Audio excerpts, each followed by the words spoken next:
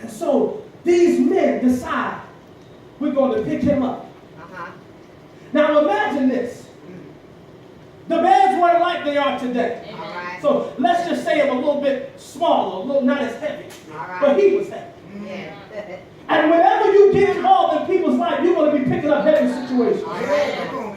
But the Bible says that we have been called to bear our brother's infirmity. Yeah. And so here these men are. They pick him up, all four of them, on their shoulder.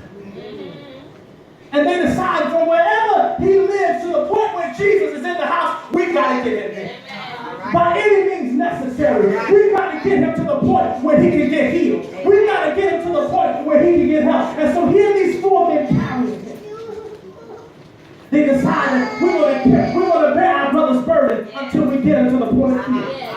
Whose burden are you bearing today?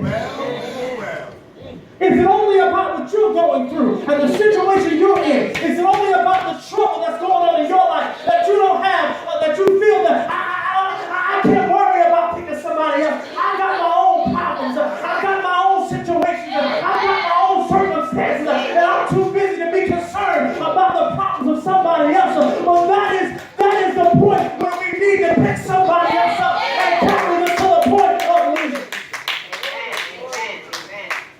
Jesus is still preaching in the house. And here come these men. Four of them bearing their friend on their shoulder. On their way to the house. And Jesus is preaching. And if Jesus is preaching like I'm preaching, he could see them on their way. But he didn't do nothing.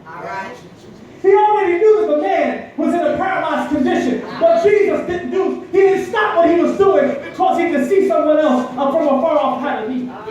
Because sometimes what God is doing is testing our faith to see, are we really believe this? Because if you really believe, you're going to take steps toward me. I don't have to come to you. You're going to come to me. So this man is in a critical position, and he's been carried on his way to Jesus. Jesus keeps with his assignment to preach, even though he sees someone afar off that's in a position of need. The Bible says that Jesus is still preaching, and these men are still carrying their friend.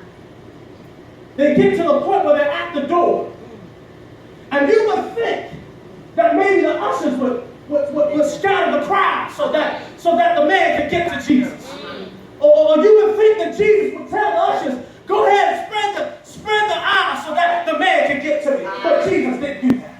And many times the things that we think Jesus ought to do in our situation, he doesn't do it. Because he's still waiting to see, do you still trust him? Your situation is so bad